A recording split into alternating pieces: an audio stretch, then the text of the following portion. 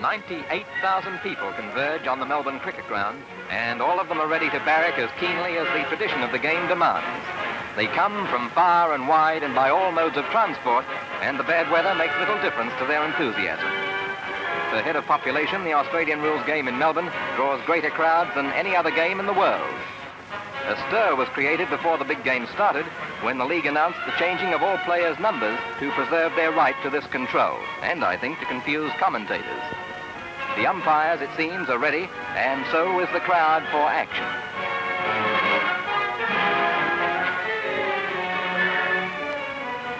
Despite the rain, the atmosphere at this stage is absolutely electric.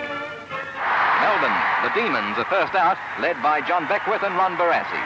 They are an all-conquering side, and their record over the past few seasons has been phenomenal. Rank outsiders and beaten by Melbourne only 2 weeks ago, here is the Collingwood side. Collingwood, however, are renowned for their fighting spirit, and that's one reason why they are called the Magpies. And the Magpies will be flying high today. And the 1958 Grand Final is underway.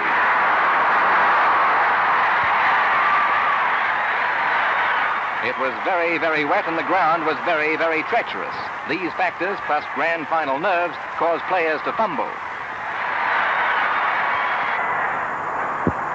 Play becomes a little congested, but Melbourne are confident, and here they come again with pacey football.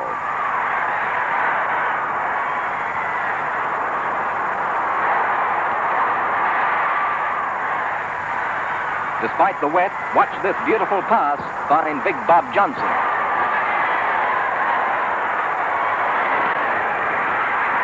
Tense supporters wait now in silence as he lines up the goal. But instead of kicking for goal, he tries to short pass to full forward Ethel Webb, and it's over the line. Throw in. Fellows for Collingwood palms it across to Gabelich of Collingwood, and the kick is over towards Melbourne's Dixon. And this mark is taken by Thorold Merritt, one of the finest players in the game, and in top form for Collingwood today. It's best man standing, and both sides are going in harder. Johnson again for the Demons. And Ridley marks his kick right in front. Melbourne's great coach Norm Smith is anxious, not happy.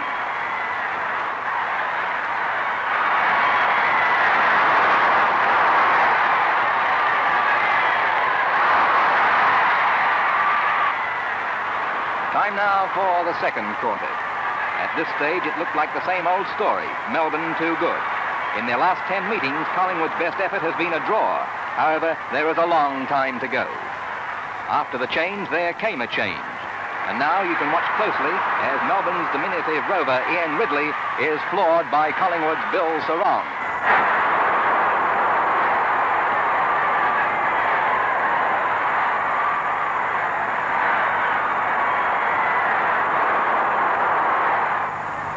Umpire Nash did an excellent job in handling fiery incidents like that and like this.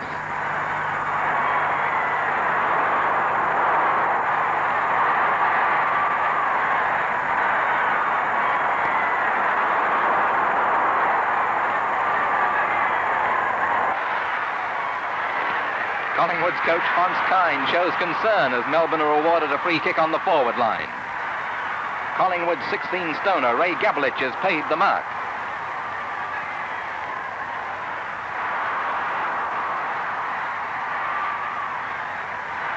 His shocking kick is whipped up by the dashing Merritt, whom Melbourne are finding as greasy as the ball. Merritt towards the big sticks. And here's his ruckman, Fellows, missing the mark. And watch Melbourne's great defender, Don Williams, scout around the packs and clear to Dixon on the wing.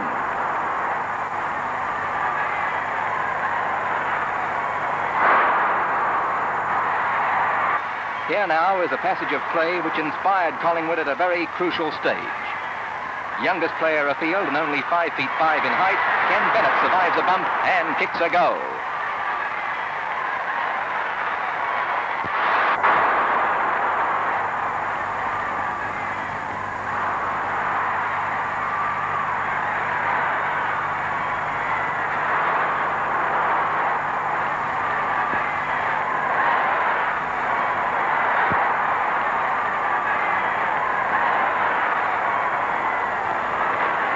Melbourne's overworked fullback Peter Marquis kicks off. Like other lines, Melbourne's usually superb defence is below par too.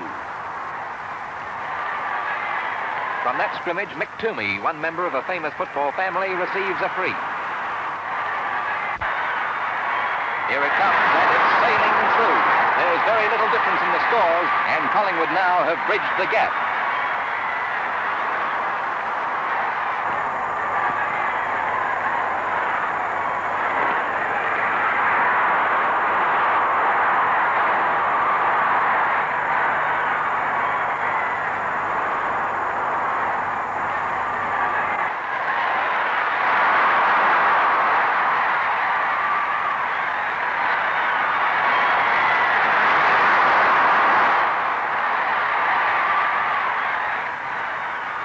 Best man afield, Collingwood's winger Ken Turner, is again under notice.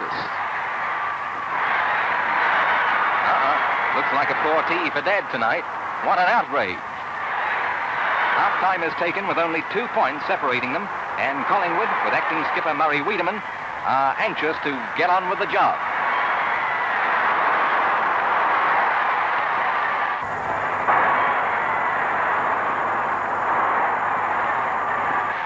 The third quarter, and it proved to be Collingwood's finest.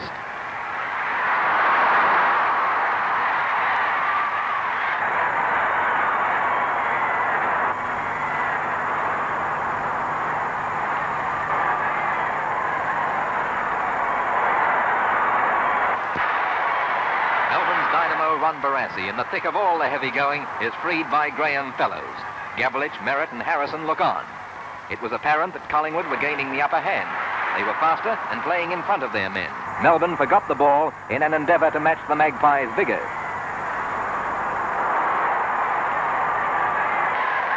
This was a magnificent quarter by the Magpies, and scores at three-quarter time are Collingwood 12 goals 9, 81 points, to Melbourne 7 goals 6, 48 points. Back to the ground and with 98,000 others.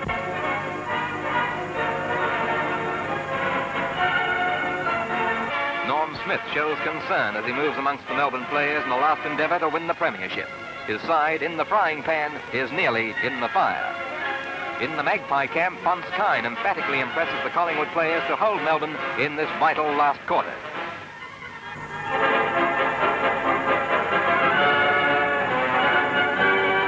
Murray Wiedemann has his say too. Hold on, says Ponce Kine. Well, the Magpies are confident. Their advantage has been well won. The strain of a bad day and the attempt to win their fourth successive flag is showing on Melbourne. The fans find it hard to believe that the favourites are going down.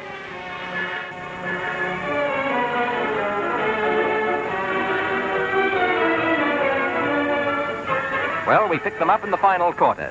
Melbourne attacked repeatedly, but the sturdy Collingwood defence is too good. And the picture tells its own story.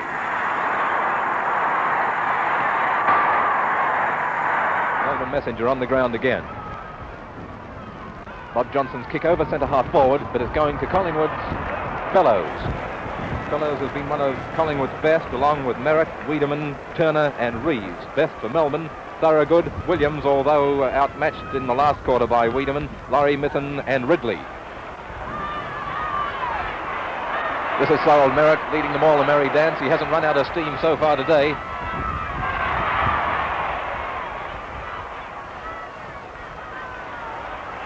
Henderson at centre-half forward.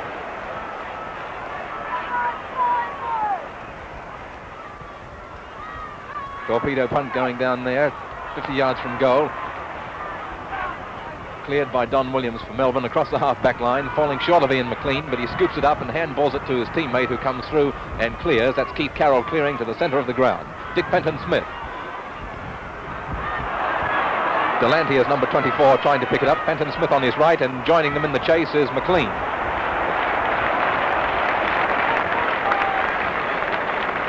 Spirited piece of defence by Delante, and Collingwood's defence has been great. Their forwards have been right up to the mark too.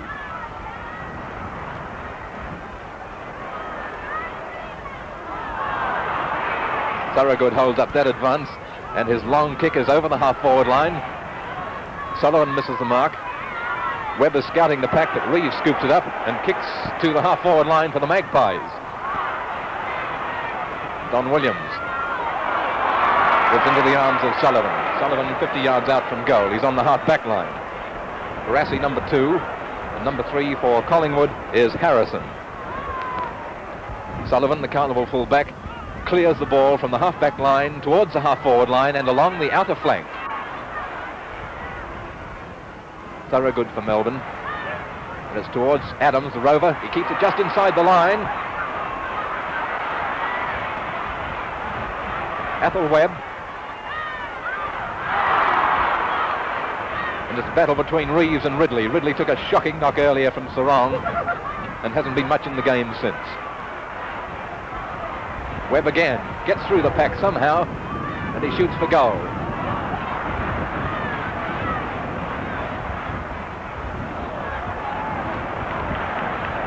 Again, Thorold Merritt clears for Collingwood. He's playing magnificently in defence as well as in attack.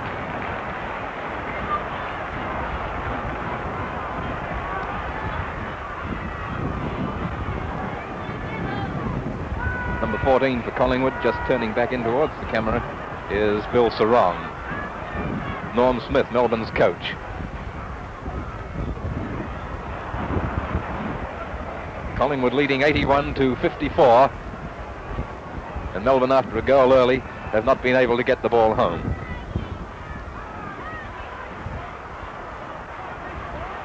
Laurie Mitten for Melbourne. From the centre wing, it's over centre half forward, but gets the bad bounce. Big Fellows up.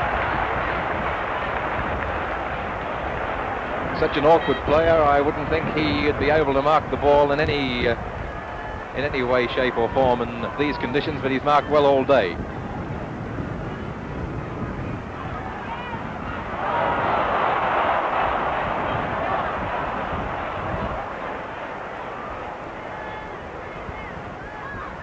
No reserves on the field as yet. I'm surprised Melbourne haven't whipped a couple in. This is John Beckwith, their captain, who hasn't been right at home today with his game. He's let his resting rovers in for a few goals. Brenchley for Melbourne to centre half forward. Ball is cleared by Rose, Bobby Rose's brother, Kevin Rose. Now here's a break for Collingwood. It's Merritt. Gets onto his left foot. He's tackled by Beckwith and gets through. Great mark by Marquis. Wiedemann on his mark. Again, I repeat, in case you're trying to follow the players by numbers, which may be familiar to you, all numbers have been changed. Mark is taken by Fellows of Collingwood. 12-9 to 8-6, 81-54, and the Magpies are travelling like real winners of the 58 flag. Barassi on the ball now and resting in the back pocket. Momentarily takes the mark.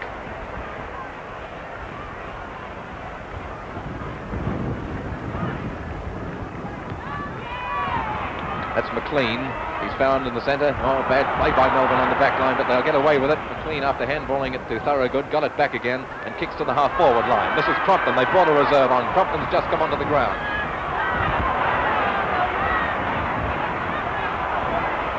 I think they've taken Ridley off.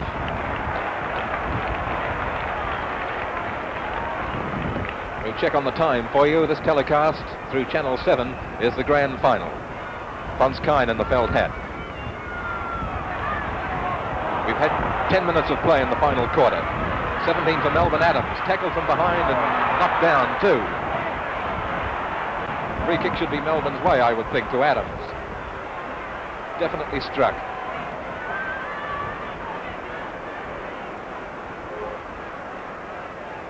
Adams is 50 yards out from goal on an angle of about 25 degrees. His kick will fall short. It's touched going through. It's through the behind post anyhow. That's the score at the moment, and studio, this is your cue.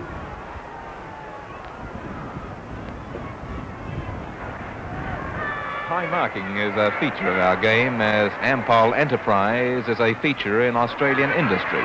High marks to Ampol, the motoring spirit of all proud Australians.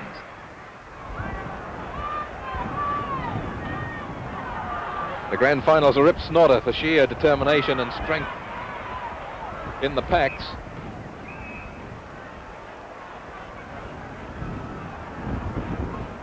Ball is out of bounds on the Melbourne half-forward line on the members' side. It's in front of the players' race. Fenton Smith knocking away, but knocking it right down one of the Collingwood players' throats. This is young Bennett with the ball. Played very well when resting off the ball in the forward pocket for Collingwood. This is Laurie Mithun, turning into trouble everywhere, but he's clever and he gets out of it. He's put down there, and heavily too, and the kick will go downfield. Now it's starting to rain, just to add to the misery of today's conditions.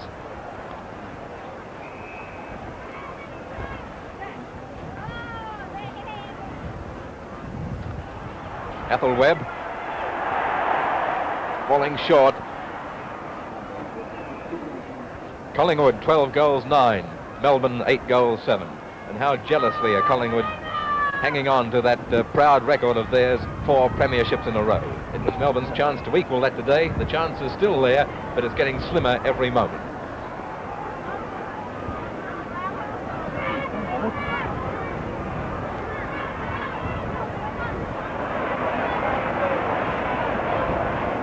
Melbourne's rucks have been totally outclassed here. When they are getting the knock away, it seems that Collingwood men are sharking the hit-outs. Fenton Smith against McToomey. McToomey got it over his head there towards Harrison. Rose to Bennett, and Bennett from the half-back line for Collingwood along the members' wing to the centre wing where it's out of bounds again. 12-9 to 8 goals 7.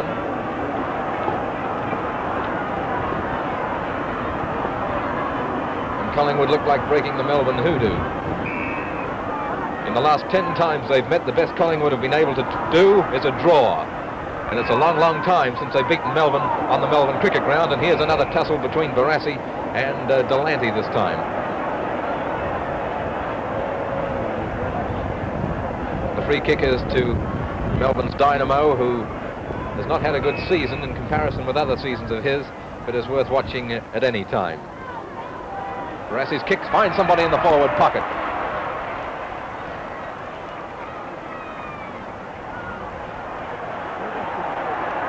Bob Johnson. He was trying to crib a few yards to improve the angle, but umpire Nash wheels him around and he's only about 6 or 7 yards inside the boundary line, so you can appreciate the angle. The distance is nothing, it's the angle. Oh, he's off the target.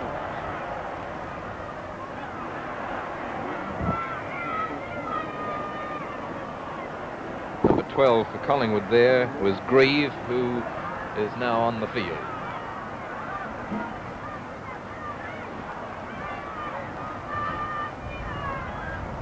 Point forced. 8 goals 8 to 12 goals 9.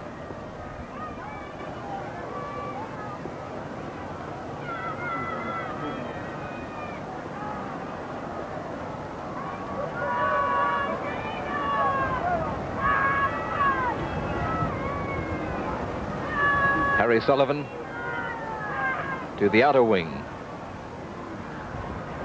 Adams for Melbourne. No score.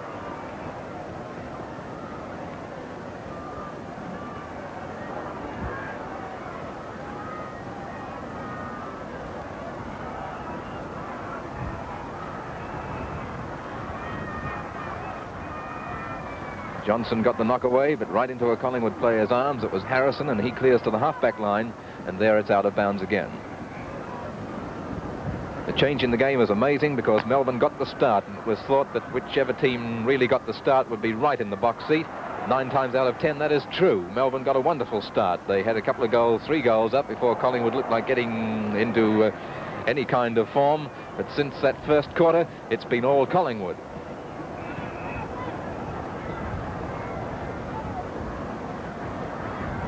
Trevor Johnson for Melbourne to the half-forward line. The ball is on the wing. Mitten caught in possession. And now it's out between the half and full forward lines in that pocket on the outer wing.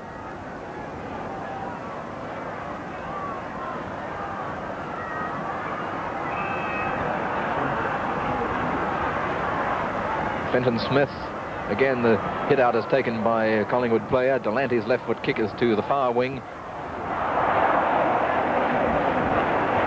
And around the neck paid to Bill Sarong.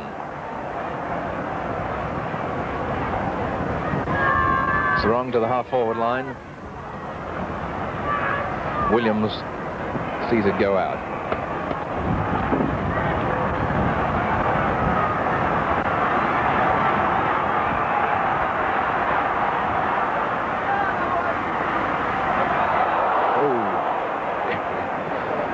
Free kick to Thorold Merritt. 16 minutes of play already gone in the grand final. Thorold Merritt on the half-forward line. Melbourne still 4 goals, 1 behind.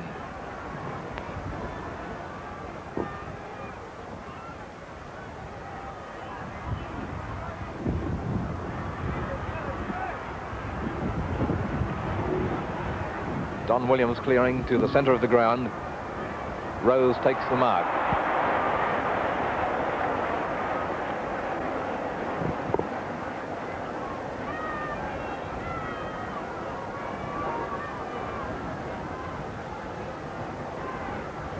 Towards Wiedemann. The knock away goes to Merritt.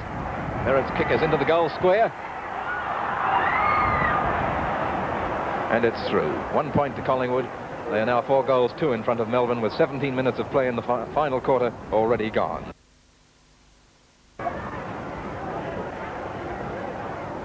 Stacks on the mill, right in front of the members' stand. Brian Dixon is there with Keith Carroll for Melbourne and Ken Turner for Collingwood. Alan Nash about to bounce it up 10 yards inside the boundary line on Collingwood's half-forward line on the members' side. Dixon, kick off the ground by Mick Toomey towards young Bennett. Bennett tackled by John Beckwith, and Beckwith gets the kick. Beckwith to the half-forward line. It's a long, raking punt kick. Goes further with the bounce, and Harry Sullivan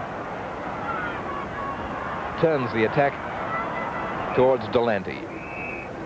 Delanty and Bob Johnson in the picture now. The ball is on Melbourne's half-forward line on the members' wing in front of the Olympic stand. Mick Toomey over the head towards Rose. Rose gives it to Gabelich. Gabelich kicks to the wing, but there's nobody at home for Collingwood, and Mithen marks and quickly gets on with the job for Melbourne. It's down there to the forward line, where a lovely mark is taken by Sullivan again. He was the last line of defence at that moment. Had the ball gone through, it would more than likely have been a goal for Melbourne.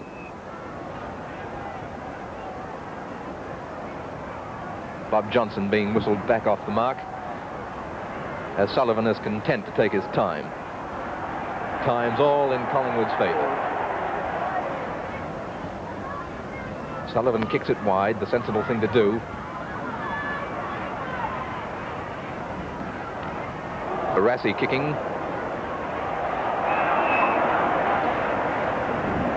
Number 15 for Collingwood there is Rose.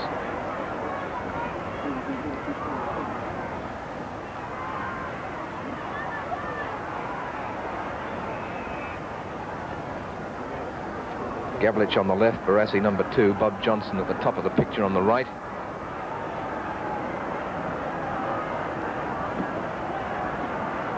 And this is right where the number 1 fiery incident in the match took place. Gabelich going through the pack and kicking to the half-back line. Don Williams, a nice balk, and gets his kick in too. It's going down into the forward pocket. Crompton on his 19th for Melbourne gets his first kick. It's high and it's towards the square. And Louis Adams tried to kick it off the ground, and it's forced through for 1 point. That's the score at the moment in the grand final, being telecast through Channel 7, and Studio will ask you to take it again. Team, certainly the boil-over of the year. This is young Bennett. Collingwood, and Tunbridge is getting a free kick from right on the boundary line. Distance is nothing. Again, it's a matter of accuracy. Right across the goal front. Melbourne can't do a thing right.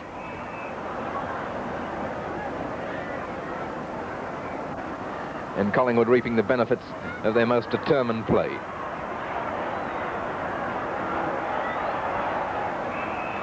Dixon, usually number 9, tries a drop kick, one of the few we've seen today, and that's Barassi chipping right in front of Rose. Had they collided, they both would have been out for 6 months.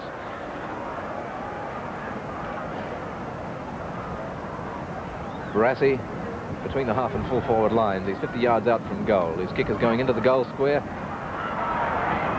And a kick through. That's a goal. Been allowed to Crompton.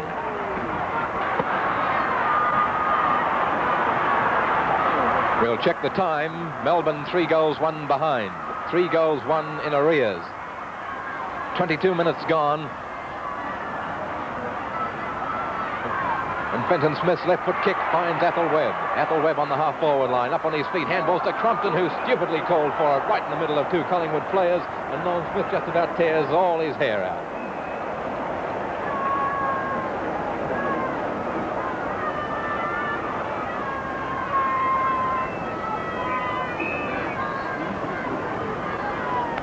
Norm Smith in the centre.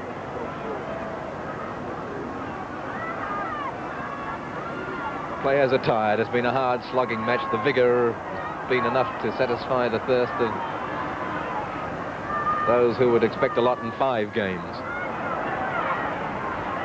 Reeves, young Reeves, marking at the back of the pack.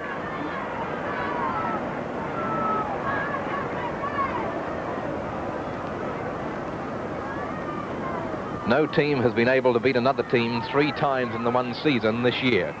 And it seems that that record is being kept alive by Collingwood turning the tables on Melbourne today.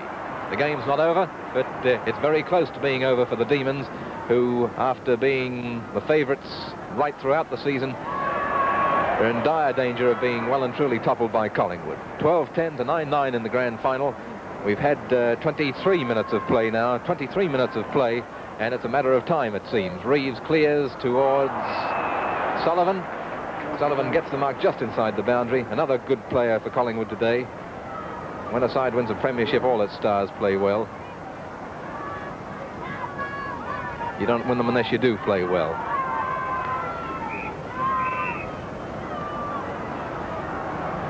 Now watch the ruck duels closely again. It's Fellows against Bob Johnson. Fellows again gets the knock, playing in front all the time. Rose with the ball. Kick off the ground by Henderson. Towards Carroll for Melbourne and his immediate opponent in Beers, but it's out of bounds, right in front of our number 1 camera position, which is right in front of the Melbourne coach's bench. This is Henderson with the ball, still got it, good play, and he finds, or he nearly found Merritt. Carroll and Beers are in the picture too.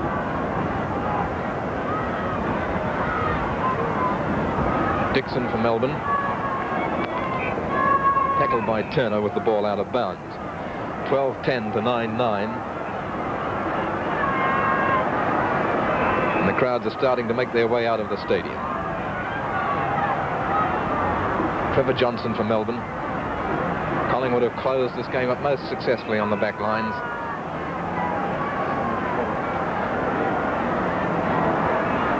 This is the Collingwood camp.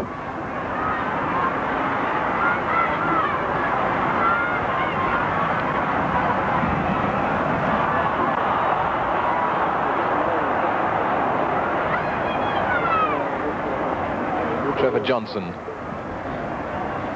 on the half-forward line for Melbourne. Good kick too, right down into the goal square. Nobody at home to mark it. Melbourne have been completely outmatched in the air.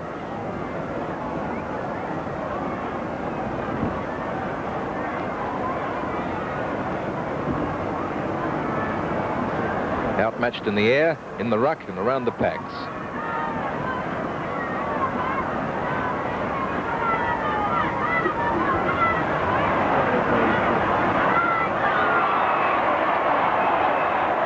Beers, tackled by Carroll, was brought back 15 yards. There's a penalty for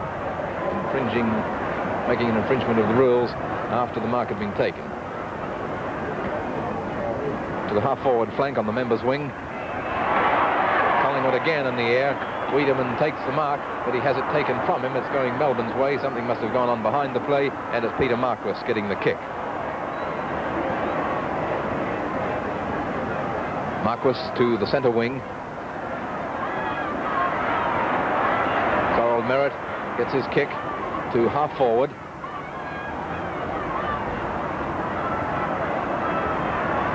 Don Williams.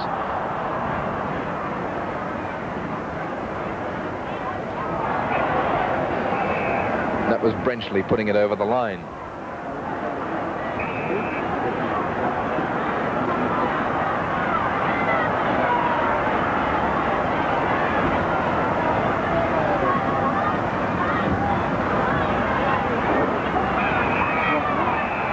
Out of bounds. Mike Delante didn't think so. He was the one who scooped it up and kicked it for Collingwood. But the ball comes back. After 27.5 minutes of play, it's still Collingwood 3 goals in front. Brenchley sandwiched. Players are very tired. McLean kicks to the half-forward line. Rose's kick. Well, you've got to take your hat off to these Magpies. Fantastic. They lost 3 of their last 4, if you don't count last week's game. Still held on to second place, more by a miracle than anything else, as their own supporters will agree. And now, after being down throughout the finals and having to come out for 3 hard games in a row, they've bobbed up to win the grand final.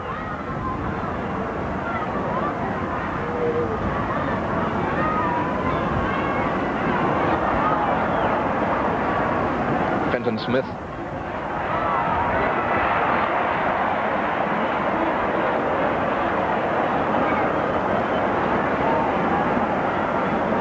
Turner, been one of Collingwood's good players again today. He's had a great season.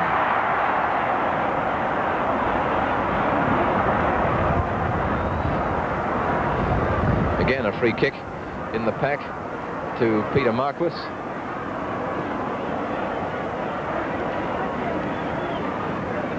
"29 minutes gone.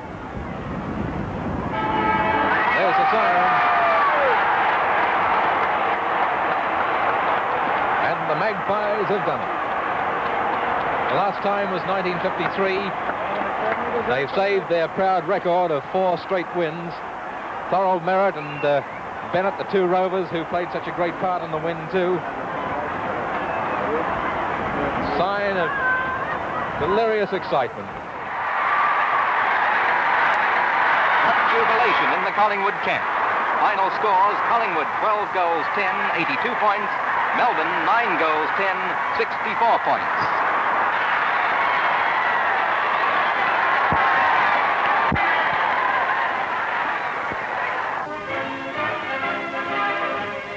The 2 coaches meet. Norm Smith disappointed, but a good loser. Well, 1958 was so crucial to Collingwood because Melbourne had won 3 premierships in a row. They'd won 55, 56, they'd beaten us. They'd beaten Hawthorn in 57, and they were coming up to beat us for the 4th time, to win their 4th grand final in a row, and that really would have stolen one of Collingwood's prize records, the fact that they are the only club in VFL history that have won 4 premierships in a row. And, of course, the whole build-up of that particular week from the supporters was one of, you can't let those toffs beat we Collingwood boys, the industrial boys, and that was a real feeling that came from the supporters. It never once was uttered by the committee, who were men of great integrity. Sid Coventry was our president in those periods, and Fonskine, of course, our coach. They would have never tolerated that sort of talk, but from the players' point of view, we went out full of pride and full of encouragement from all our supporters to knock off the toffs down at Melbourne. Deep down in my own heart, I knew we couldn't beat them. There was no hope in the world of beating them, and so you went out there. And I always had I used to sit in the back row when Fonskine got up and gave a talk about tradition of Collingwood, and they would achieve our 4 premierships in a row. But I knew what I had to do in sitting on the back row in the dressing room there, that you knew the danger players, the Mithens, Barassi, Skilton, Big Bob Johnson, those sort of players that they were match winners, and they had plenty of them. They could win a game in one quarter, and you know, when we came in at half-time, we were 5 points in front at half-time. Well, I was coming up the race, and Fonskine was standing at the top of the race there, and he said, "Murray, whatever you do, and just keep doing it." You know, it was unbelievable to be in front, and then, of course, we went on and won by 3 goals in the finish. I've never gone into a game believing that we would lose. Never ever in my life that I would go to any game. And in 58, didn't make any bloody difference to me. I thought while we're out there, we've got a chance. They were a good side in Melbourne, but when you're out there, anything can happen, and it's the luck of the draw. You know, we've got up and won the flag.